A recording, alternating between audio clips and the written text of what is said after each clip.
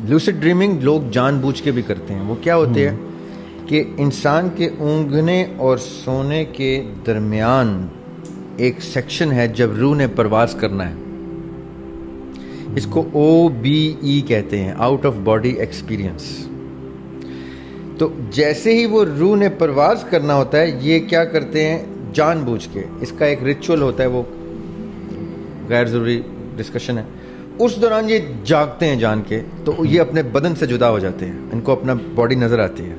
इसको OBE कहते हैं, आउट ऑफ बॉडी एक्सपीरियंस। उसमें आपकी बॉडी आपके सामने पड़ी हुई होती है, उसकी बाकायदा एक ओरिएंटेशन होती है, पहले सिखाया जाता है, क्योंकि उसमें लेफ्ट पाँव राइट हो जाता है, राइट पाँव लेफ्ट हो जाता है, रिफ्लेक्स एंगल आए तो आप गिर जाते हैं। जब आप पहला स्टेप लेते हैं तो आपको राइट लेफ्ट का अंदाजा नहीं होता, मुंह के बल गिर जाते हैं। इसलिए पहले OBE कराने वाले भी बाकायदा उसकी ट्रेनिंग देते हैं कि ये करना है, फिर वो करना है, फिर प्यास लगेगी तो क्या करना है, और फिर उस अपनी बॉडी को प्रोटेक्ट के लिए क्या करने के लिए हिसार कैसे बांधना है। क्यों? अब आपके सवाल पे आने लगा, क्योंकि वो बॉडी एक एम्प्टी कंटेनर की सूरत में आपने छोड़ दी है। रूह तो ऑलरेडी परवाज कर गई, आपने उसका नफ्स भी जुदा कर दिया। जो अब आपको नजर आ रहा है, जो आप वॉक करेंगे, आपका नफ्स है, वो रूह नहीं। वो नफ्स जुदा हो गया, जिसको हम जात भी कहते हैं, जिसको कुरान ने करीन भी कहा है। ठीक है, जैसे ही हम जात जुदा होता है तो आपकी बॉडी इतना एम्प्टी कंटेनर होती है कि कोई भी शयातीन में की नुमा की कोई चीज, कोई जिन अगर उसमें एंटर हो गया तो you have to be a very very strong expert of getting that thing out of your body, otherwise you are locked out into limbo for eternity.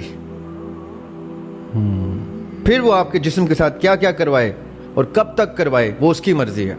अगले दिन उसने क्या क्या कर दिया, मैं वो बयान भी नहीं करना चाहता। अगले दिन उसने क्या क्या कर दिया अपनी जिंदगी में, और कब उसने तंग आके या अपना टाइम पूरा करके छोड़ दिया बॉडी को और आप दोबारा उसमें जाने के काबिल हुए, तब तक आपको याद भी नहीं होगा। लोग आप पे इल्जाम तराशी करके होंगे वसूख के साथ कि ये हमारे पास रिकॉर्डिंग मौजूद है, तुमने ये किया, और आप कहेंगे मुझे तो होश ही नहीं हर चीज़ को। इसको साइंस क्या कहती है? Dissociative identity disorder, DID। अब आपने समझनी बात, ये कहीं बड़ी डिटेल में जा रही है। इसको स्प्लिट पर्सनैलिटी डिसऑर्डर भी कहते हैं, इसको स्किज़ोफ्रेनिया भी कहते हैं। इसकी बेतहाशा साइंटिफिक टर्म्स हैं। मैं क्यों कुरान से मोहब्बत कर चुका हूं, मैं I am in love with Quran. Quran इसका भी हल दे देता है।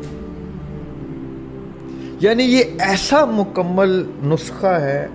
यासिर भाई, मैंने ग्रंथ पढ़े, मैंने वेद पढ़े, मैंने गीता पढ़ी, मैंने महाभारत भी पढ़ ली, मैंने बुद्धिज्म पढ़ा, मैंने जैनिज्म पढ़ा।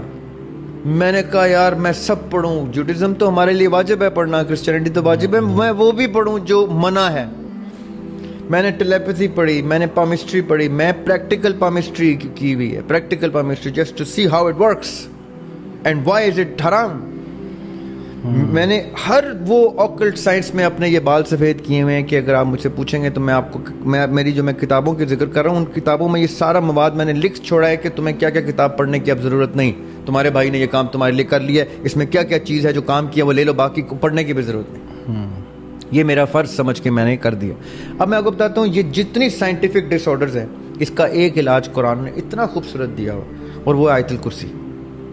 अच्छा, सोने से पहले आप आयतुल कुर्सी पढ़ते हैं तो अल्लाह ताला फरिश्ते तैनात कर देते हैं आपकी उस बॉडी की प्रोटेक्शन के लिए, जिसमें रूह के जाने और नफ्स के कैद होने का प्रोसेस वाजिब हो जाता है फरिश्तों के लिए, कि अब हम खड़े हैं दरबान बन के, अब कोई शैतान इस जिस्म में नहीं घुस सकता,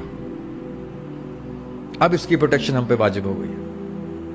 अब वो छोटा है, बड़ा है, स्याह है, सफ़ेद है, माँ है, बीवी है, बच्चा है, औरत है, जो माओं को रिक्वेस्ट है अपने बच्चों को आयतुल कुर्सी सिखा दें और उनसे कहें कि चाहे तुम दिन में सो या रात में सो, घर में सो या हॉस्टल में सो या दोस्तों के घर स्लीप ओवर में सो, एक काम कर लो कि तुमने आयतुल कुर्सी पढ़ के सोना है। उससे क्या होगा, जो गैर ज़रूरी प्रॉब्लम्स जिनको स्प्लिट पर्सनैलिटी डिसऑर्डर तक कहते हैं, जिनको स्किज़ोफ्रेनिया तक कहा जाता है, ये इतनी बड़ी साइंस है, ये कभी हम फिर किसी इसके ऊपर भी सैर असल गुफ्तगू कर लेंगे।